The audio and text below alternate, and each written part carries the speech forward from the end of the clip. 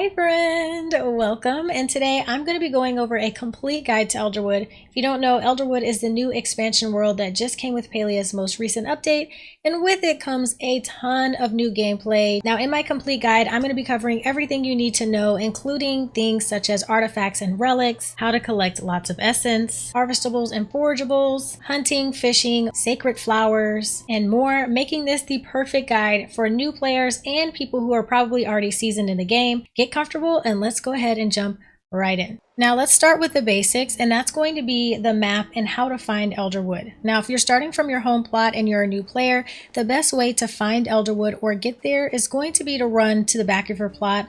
Depending on which landscape skin you may have applied, your entrance to Bahari Bay may be different from mine, but mine is right over here. So you just look for this little gate that will lead you to Bahari Bay. Now, if you come out of your home plot, this is where you're going to land, which puts you in the perfect place to find Elderwood. This is the entrance that you're going to be looking for right here. So just showing you on the map, you could enter from over here or just wherever. If you're in Elderwood, you're going to want to come to this location right here, the outskirts. Now, next, what you're going to want to do is run directly to your left. You're going to come all the way straight down and across. Once you get right here, you will see the entrance to Elderwood, and you can come straight through these doors in order to access Elderwood. Now, my recommendation to you is that you are going to want to finish all of your main storyline quests before you come to Elderwood. You can obviously visit, but there's not a lot that you can do or much progression that you can do in Elderwood until you finish those main storyline quests, because there are quests in the game that help you progress in this new world. Hopefully that makes sense. But here we are in Elderwood, and that is how you get here. Now let's take a look at the map. If you come into your map, you will find a bunch of different areas and a very decent sized map. There is a lot to explore, which I absolutely love. However, with a map this size, it can be difficult to learn your way around, so that's just going to take time. Now you're going to notice a bunch of different locations. We have the central stables, which is basically your central hub and where you'll do a lot of like purchasing and crafting. Now, including the central stables, you have 12 different locations. I feel like there are like 3 or 4 main areas. You have your cave system here, so central stables, Lilac Cavern, and Red Blossom Cave. So that's your cave system. You have this area over here, which is like the grove. You have the deep woods, and then you have like the bog area, which is over here. But there are technically 12 different locations, as you can see on your map. Now, I did have a lot of questions about how to get around and get familiar with the map. Here is what I recommend for anyone who's new, or if you just want to make your life easier. The first thing you're going to want to do is make sure you go and find all of the individual fast travel locations in each area. So if you're looking, here's the one for Matana Grove. You of course will find the one that's in the central stables area. It's directly in the middle. In the deep woods, you're going to find the fast travel location built into the treetops. So you'll see it right here on the map. Just climb the tree and you will see like a floating station. And then in the bog, you're going to find it right here at the docks. And in Muevis Way, you're going to find it right here. So once you have found all 5 of those fast travel plots on Elderwood, you will continue questing with Nio, who will give you the recipe to craft a fast travel station on your home plot, which is a huge positive. Like, this is a major win because this makes it super easy for you to travel from your home plot, not only to Elderwood, but also to anywhere in Palia, including Bahari Bay and Kilima Village. So I definitely recommend that you try to craft this as soon as possible, and maybe one of your first things that you do in Elderwood is going around the map to try to find those fast travel stations so that you can get this thing on your plot. Okay, so continue on with the map because there's a couple other things that I want you to know, and these tips will be very useful to you if you're just starting out in the game. Another really important tip that you should know about your map is that there are new furniture recipes and also things called shrines that you will find as you're running around. We're going to go into that in more detail later. But one thing you want to know is when you find a new furniture, or if you find a shrine, it will be marked on your map until you donate to it. So once you've fully donated to either a shrine or a furniture recipe, they will disappear from the map. But you can see all of the ones that I've currently found. This is what the shrines look like.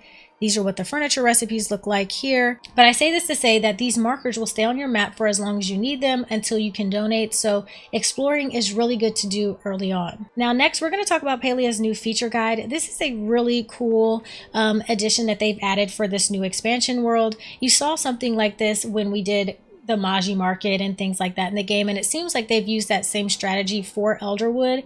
I would highly recommend that everyone come in here and take a look at all of the different tabs that you have. You can see all of the different furniture items and recipes, plushies, fish, and all this kind of stuff that you can collect in Elderwood. In addition, this specific tab here will also hold all of your quests. So instead of coming to your quest menu here, if you're looking for the quest to specifically advance you in Elderwood, I would just use this tab because it automatically filters out all of the quests that you have currently for Elderwood. Another thing, and one of the most important features about this guide that you have here, is your accomplishments. These rewards are similar to what you will see in your traditional accomplishments tab, except these are Elderwood specific, like I mentioned. So by completing these accomplishments, you'll get new furniture such as the mounted Ogopuu. You'll also get recipes for certain things. You'll get renown, and even I believe you'll get some infected essence as well for certain accomplishments as well. So make sure you're going through here and completing some of these, because this will also help you get very familiar with Elderwood. All right, so I know some of that is like the more basic and boring things, but I do think it's important to know. Let's go ahead and jump into some more interesting topics, starting with shrines. Now, shrines are a new feature I just mentioned when we were talking about the map, but essentially what they are is these little statues that you will find all around Elderwood, and you need to donate sacred flowers. We'll talk about those more in a second. Now, around the map, you will find 15 of these shrines, which is why I believe exploring is really, really helpful, because you want to come here and hit F or whatever button it is on your controller in order to kind of donate to the shrine. You'll see that once you want to make an offering to one of them, it will say how many of these sacred flowers are required. Once you hit accept, donating that sacred flower, you can see there's this cool little animation. The flower is now right there. And what you get from the shrine is a mashup. Now, there are two types of things that you will get from donating to a shrine. One could be a resource bag, and this resource bag could be anything from like mining resources to foraging resources, a bug resource bag. That just depends. But you could get a resource bag, or you can get an artifact mystery bag. Now, you can open one of these artifact mystery bags and see if you'll get a new artifact.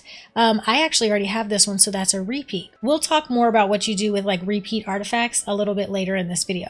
Now, artifact bags are probably what most people want to see because you're trying to collect all of the artifacts that you need for donations. But I will say resource bags have been really helpful as well. So you do want to make sure you go around and donate to every shrine.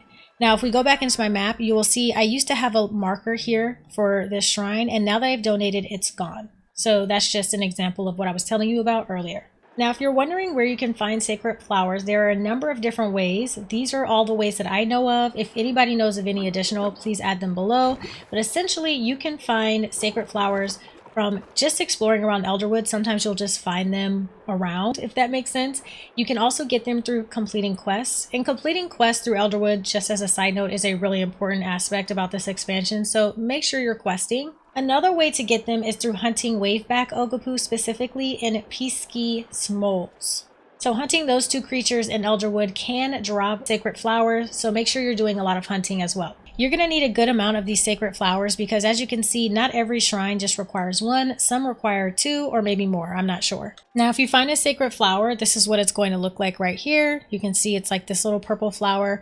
They're really pretty, but again, you can find them doing all of the tasks that I just mentioned. Now, last but not least, you can purchase sacred flowers from Tamala's shop. However, there is one downside to this. The sacred flowers are actually capped out at a maximum purchase of 5 of them.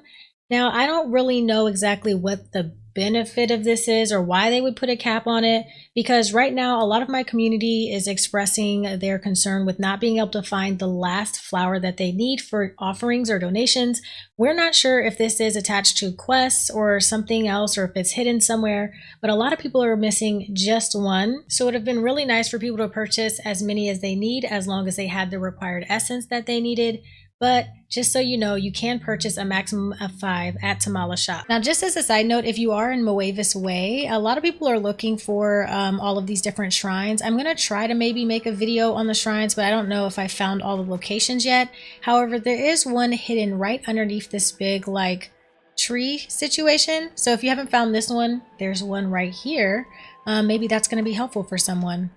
Now, shrines are just a small part of a bigger picture, but like I mentioned, once you donate to shrines, sometimes you'll get artifact bags.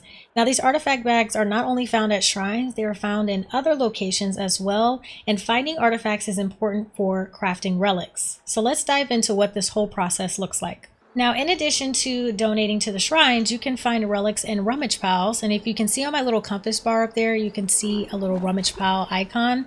Rummage piles actually respawn every day. So that means 2 new rummage piles will spawn every single in real life day. And you want to make sure you just come and try to find these relics yourself. You'll need to use your garden hoe in order to dig it up. And then you can loot the pile here. And you can see I actually found an ancient drum toy, which is a new artifact that I actually needed. Now, if you're wondering how I got that little icon on my compass bar, that is actually one of the first relics that you should buy when you go to the relic store, but I will talk about that in a second. Now, again, if you need a last resort type of solution, you can also come back to Tamala's Potion Shop here, and you will see for 500 infected essence, you can purchase an artifact mystery bag. And just like the sacred flowers, these artifact bags also cap out at 5 purchases maximum, so there's that. Now, in any case, if you need to trade artifacts, you can actually do that here. Now, if you're familiar with like the plushie trading station that's inside of the black market in Palia, then this is exactly the same thing, except you're trading artifacts. You can come here to open trade,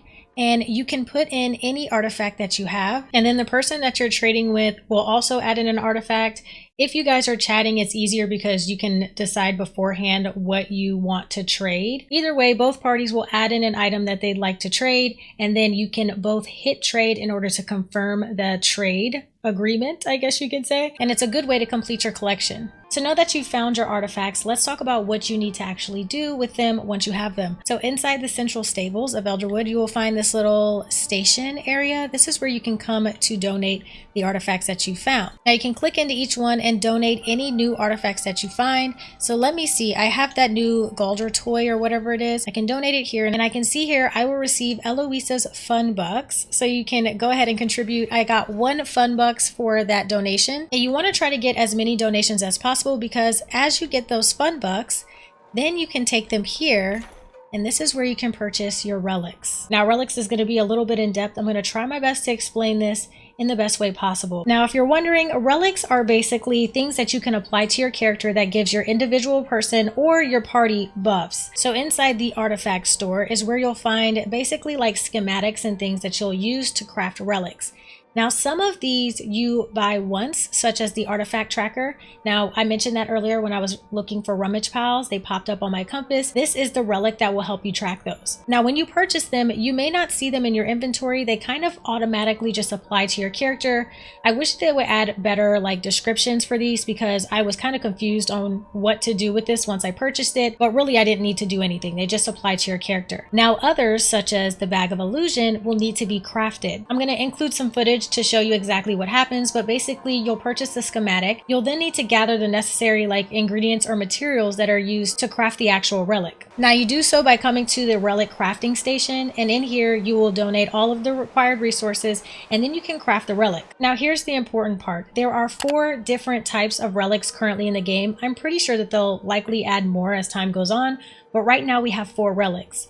Each of those 4 relics that are craftable actually have different tiers. They level all the way from the basic tier to tier 4. You can see here that once you have like the basic version of whichever relic it is, you can then eventually purchase the next tiered version of that relic. And if you look in requirement, you can see in order to craft it, you're going to need your original bag of illusion, and then some fish and some float fish mushrooms. Of course, this changes depending on which one you're crafting, but we'll just use the bag of illusion as an example. Now, with every tier, it expands the ability of the relic. For example, I have the basic tier of the Master of Disguise relic, and as you can see, it allows me to directly interact with infected forage without the use of special equipment or potions. Now, when you level this up to level 2, for example, it will go from allowing you to interact with infected forage to allowing you to interact with infected forage and insects, for example. And as you go to tier 3, it'll allow you to get something else, and tier 4 will allow you to do something else. That's kind of how leveling up these relics will work. Now, crafting relics is dependent on a quest line with Eloisa, so you want to make sure that you continue questing with her,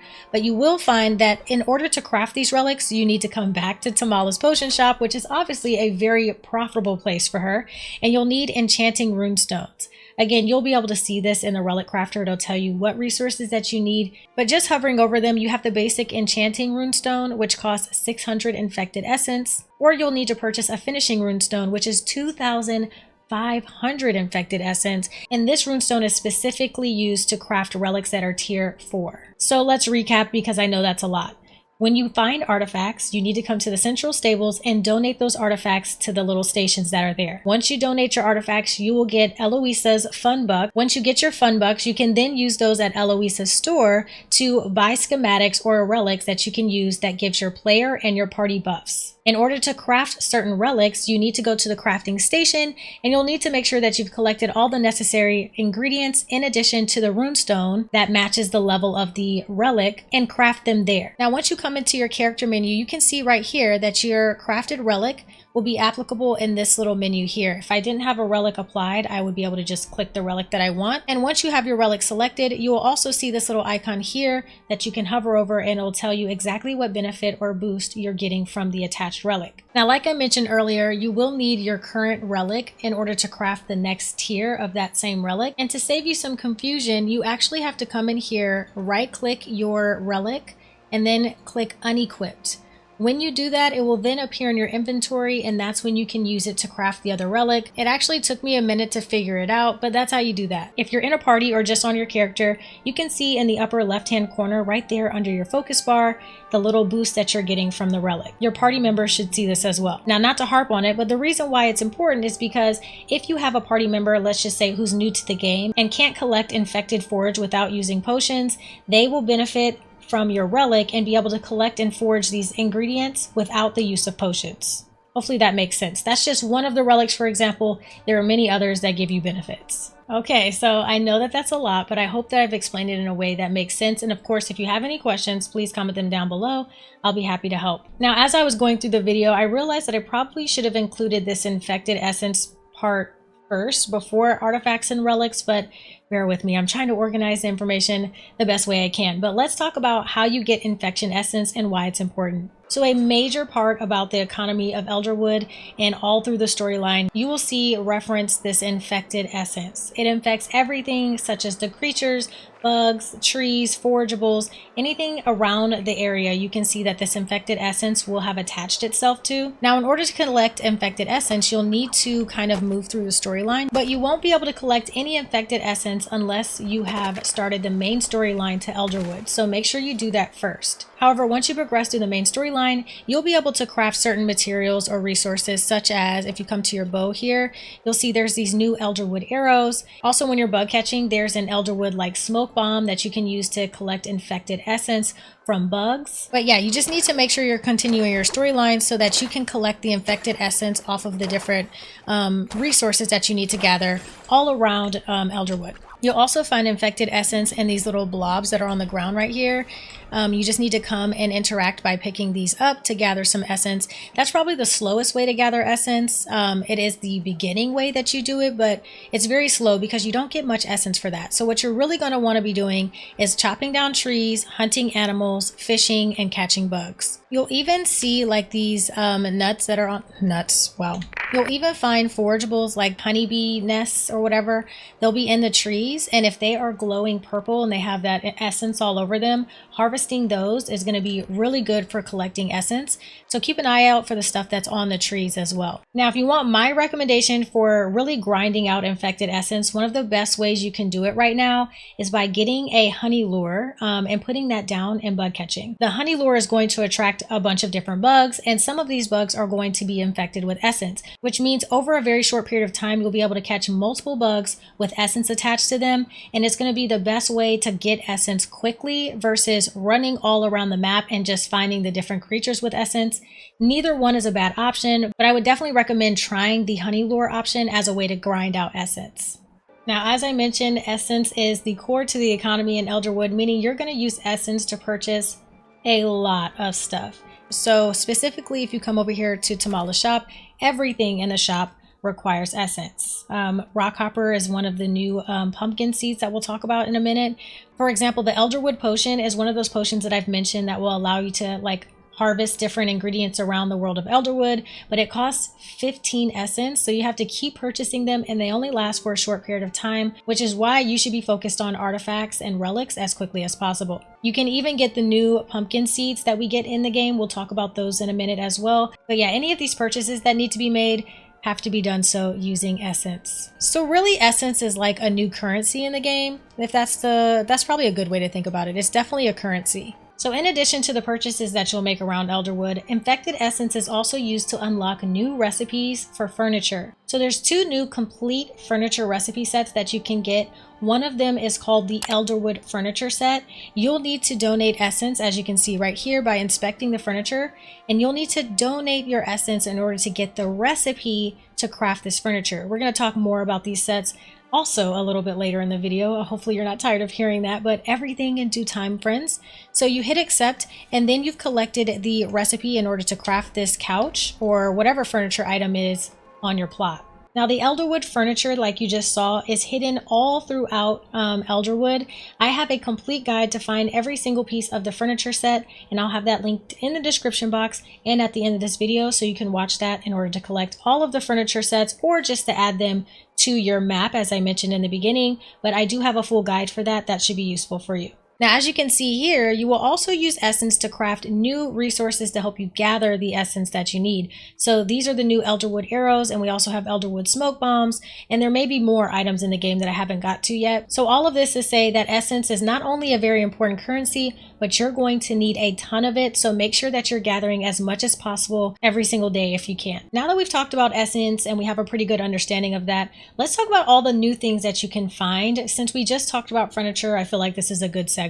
So I mentioned the Elderwood furniture set, which requires essence in order to gather the recipes. However, if we run down here to Tish's store, you can actually purchase a totally new furniture set that's separate from the Elderwood furniture set. And you can buy some of these furniture items just kind of standalone. So we'll run in here and see. So the other furniture set you'll see is this one here, the Umbran furniture set. This is actually an Elderwood furniture set. So those are the 2 new furniture sets in the game, if that makes sense. You'll need to come into the furniture making guild store by talking to Trish, and you can purchase the new Umbran furniture set here. Now, I don't think you see it on mine because I actually already purchased it, but one thing you're going to want to make sure you have is 7,000 gold. 7,500 gold specifically in order to purchase the recipe set. And you'll also need to be at furniture making level 8 in order to purchase it. So just keep those 2 things in mind if you're a new player. One cool thing to know about these new furniture decor items is that they can be tinted as well at the modification bench, meaning you can change the color of them if you want. I don't want to harp on it too long, but I do just have to kind of stress the importance of this modification because you can really transform the entire look of these furniture items. For example, I have the other original version of this couch in my inventory. So this is the original here, and this is the new color that I made using the modification bench. Even with the Umbran bed, you can see the original used to be like all purple, and this version is like white. So you have a ton of options. It even comes down to some of the mushrooms that you can collect too in this furniture set.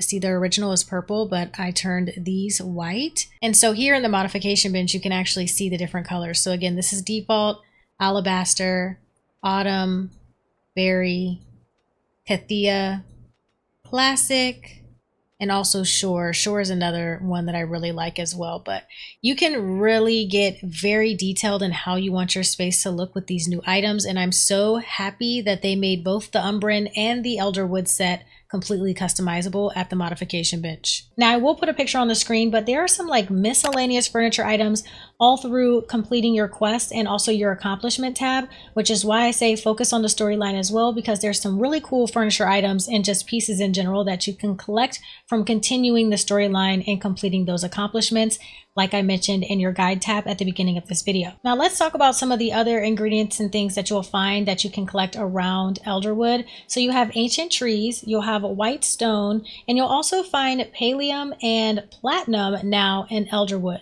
So one of the things you want to be mindful of is with these new ingredients that you can collect, you need to go to the corresponding people in order to get new recipes. So if you come to the Foraging Guild store, you'll see here, if you want to make ancient wood planks, which you'll need for crafting those new furniture items that I mentioned, you need to purchase the recipe for 500 coins here from Ashura. Now, in addition to those elderwood planks that we mentioned, you'll also get tree seeds, elderwood tree seeds that you can plant on your plot, like you see right here. These seeds are exactly like any other tree seeds you'll find around Palia. Once you chop down the trees in elderwood, they are likely to drop a seed.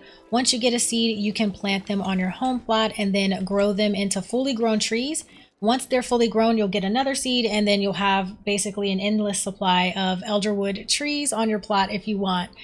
So do keep an eye out for those seeds. They also are likely to drop amber, which is something you can sell for a lot of money. So keep a lookout for those items when you're foraging the trees. In a later update, we are supposed to get some new growable plants and stuff on our plot as well, probably more flower seeds that we can use to grow and that will be like elderwood inspired. So it's super excited to see that, but lots of new forageables and stuff to collect. The white stone slab that I mentioned can be purchased from Hodari or Hodaddy, if you know what I mean. But as you can see right here, we have a new recipe for white stone slab that can be purchased for 300 coins from Hodaddy. Now this is Pallium, and this is not a resource that is new to us at all, but is definitely a resource that you need to keep on your radar and make sure you're collecting a lot of it, especially as it's more available in elderwood. I'm going to give you a hint on why that's important at the end of the video. Now here, friends, is a resource called platinum. I think this is a new resource that we can gather through mining, and although I don't know the actual importance of this resource just yet, I do know that it is a very important resource that we should probably be stocking up on. So make sure that when you're out here mining that you're looking for platinum, and whenever you see it, make sure you grab it up. Now with that being said, you can see right here we have a new recipe for the platinum bar. That costs 5,000 coins, which is pretty pricey, but this is another recipe that you're going to want to make sure you purchase so that you can process some of that newfound platinum into bars. Another resource that I want you guys to be mindful of are these little elder clam mushrooms. Now I say this because I made a major mistake starting out. I guess it's not major, that's probably a bit dramatic, but I collected a bunch of these and just threw them in my inventory. Now that I've collected up some of these elder clam mushrooms, I thought that these were just mushrooms, so I was throwing them inside of my storage chest at home thinking I would use them for some type of recipe or dish, not realizing you can actually open these. So if you interact with it and hit open, you'll actually get elder clam mushroom meat that tastes apparently just like seafood and can be used as a replacement for any dish that requires it, which is one of the vegan options I totally forgot about when it comes to elderwood. They have provided this clam mushroom meat as a vegan alternative to kind of like hunting for food or hunting the creatures around elderwood. So that's really cool. But yeah, make sure you're opening these, not only because you get the elder clam mushroom meat, but also because you have a very rare but cool chance to collect a black pearl. Now, a repeat theme that you're going to see all over elderwood is mushrooms. There are a ton of different mushrooms to collect. We have the floatfish mushroom that grows on the trees in the deep woods. We also have staircase mushrooms that you find on the walls of caves around elderwood. And you can take these mushrooms and drop them into your loom, and it will make mooskin, which is a new vegan leather. It's an alternative to the animal leather. So not only do we have a vegan option for some of the recipes and meals using the clam mushroom meat, but we also have vegan leather options too. So that's really cool. This is another resource to keep an eye out for. Now we're back on my home plot to talk about some of the new garden items that we have in the game. So we have new ingredients that we can plant and harvest. Right here we have the batterfly beans, I believe is what they're called. These can actually be collected pretty early on in elderwood, and they're really easy to find. You just need to look at the base of trees and you will find the batterfly beans just kind of hanging out there. You will either get the seeds and the beans. If you just get the beans and you have a seed maker, you can just run home and make the seeds yourself. Now these do take a while to grow. I will say they take a long time to grow, but once they grow, you can harvest them multiple times before you have to replant, which I think is good. However, we also have pumpkins, and ooh, these pumpkins take forever to grow. Now, what I'm reading on the Palia Wiki is that once these pumpkins grow, nobody really knows exactly how much time it takes for them to grow just yet, but once you do get them to grow, you'll get 8 rockhopper pumpkins back. So I highly recommend that you take some Harvest Boost fertilizer and fertilize these pumpkins so that you can get the maximum amount of pumpkins back when you harvest, considering how long they actually take to grow. You might as well maximize the amount you get back. However, there are a ton of new recipes that you can collect. I'll actually include the recipe list on the screen, but there are 12 new recipes total. Most of these, however, are dependent on your relationship with NPCs. As you can see, they're inside their bedrooms. And in order to get to most of these recipes, you need to have a key, which means your relationship needs to be, I believe, leveled up to like 3 or higher in order to get access to their rooms. So some of those are dependent on the NPCs. Other recipes can be found through accomplishments. So completing some of the accomplishments that are related to planting some of these items, you'll get new recipes that you can cook at home. So you can see here, after you harvest 10 star quality butterfly beans, you'll get the recipe to canned beans, which you can make in the preserve jar. And then the same thing for the pumpkins. Once I harvest 10 star quality pumpkins, I'll actually get the recipe for pickled pumpkins. All right, so now we're going to talk about hunting and also fishing, because these are two things that I'm getting a lot of questions about on stream, just because it's a little bit more challenging in the Elderwood areas. But let's start with Ogopuu. So the Ogopuu are a new creature in Elderwood that will actually kind of fight back, if you will. Now, it's not going to do any damage, but they do slime you, which really slows you down when you're running. But here's the key. You need to try to get the Ogopuu down before they get up on their hind legs and try to run away and dive in the water. So the best thing you can do is either hunt in a group, which may not be ideal for some people, or you want to try to shoot them as many times as possible in a straight line. So as you can see in the video, I'm just shooting over and over. I'm not really worried about running after them or getting slimed. I'm just trying to get as many shots as possible in one direction before they get up on their hind legs. Now, on the other hand, we have Shmoles, all of which you can see right here popping in or out of these holes. Shmoles are essentially like whack-a-mole. It's really a game of how quickly you can shoot them before they disappear. So you can shoot them at least twice if you're really quick before they jump back down into their hole. And then you just need to keep an eye out for when they pop back up. But one thing I can say is Shmoles is a height game. So if you can get leverage at a higher angle, standing on top of some type of platform, it's going to be a lot easier for you to see where they pop out from.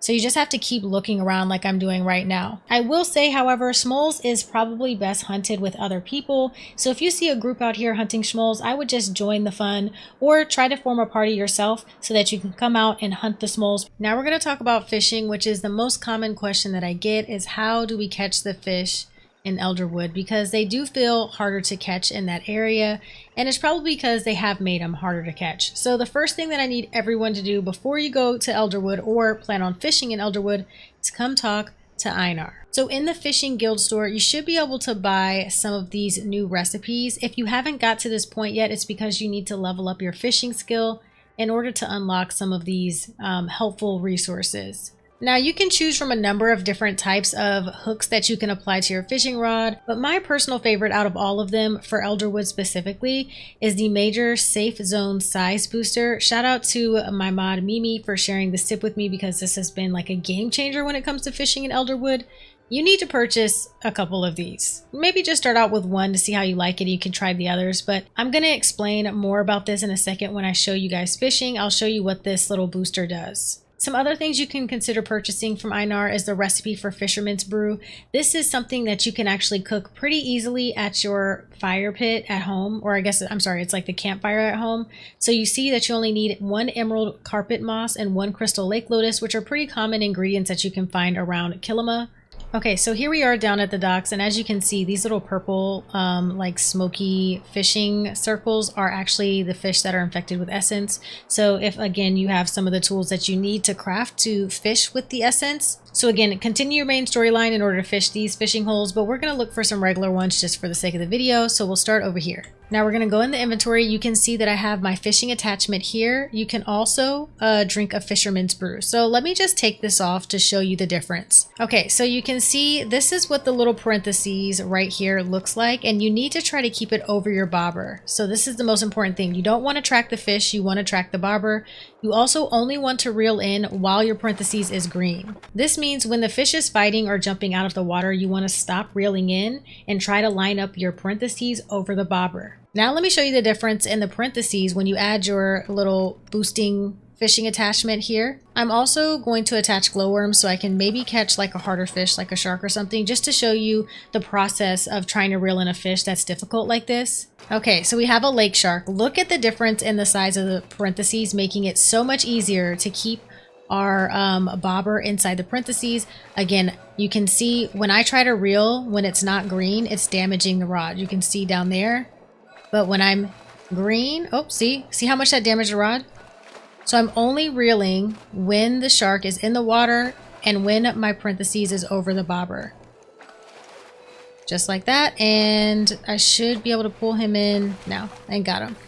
So again, these little boosters are so helpful. Now you can also add the fishing attachment and drink the fisherman's brew to get like the maximum effect possible in order to help you with your fishing. And I highly recommend that for anybody who's struggling. So combine these buffs, if you will.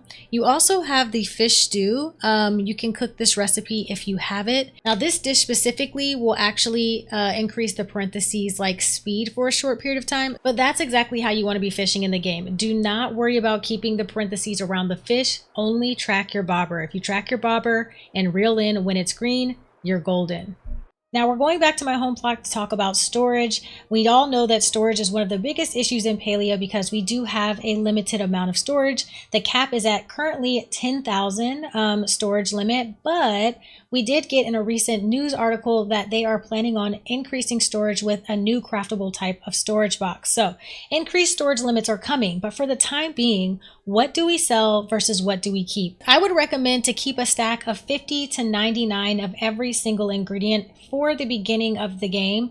You might even need more than that, but having some saved up is really, really important. You can see here all of the new ingredients are used in crafting some of that new furniture we talked about, such as the Ogopuu skin, the whitestone slab, and even the ancient wood planks. So you're going to need to keep a stack of everything, if I'm being honest. Now, after you have a stack of 50 to 99 as a recommendation, 50 being on the low end, I would recommend you start selling some of those other items off just because you're going to need the storage space. One thing that you can do to really save yourself some heartache is to craft some of the furniture early on. So the Elderwood set or the Umbran set or both, craft them all as early as possible so that you can get past the point of needing all of these resources. And then once you do that, now it's just a matter of having some of the items on hand just because you won't need them for, crafting. However, if you do want to keep more of the new Elderwood stuff, since that's probably a focus for most people, start selling off some of the old stuff that you're not using anymore that's not necessary for crafting anything new. So for example, if you go into your material section and if you have a ton of flint like I did, sell the flint, get rid of it. You see I only have 79 now. I had like 500 at one point. Sell a lot of your flint. Start selling off some of the gemstones that you aren't using anymore. You can even sell off some regular stone if you don't need that anymore. Sell a lot of your Sernuk hide or any tails or any excess materials that you were hoarding specifically because you were just playing Palia to free up some space. Another thing that I recommend everyone do is keep at least 1-star quality of every new fish, bug, and food recipe that you find.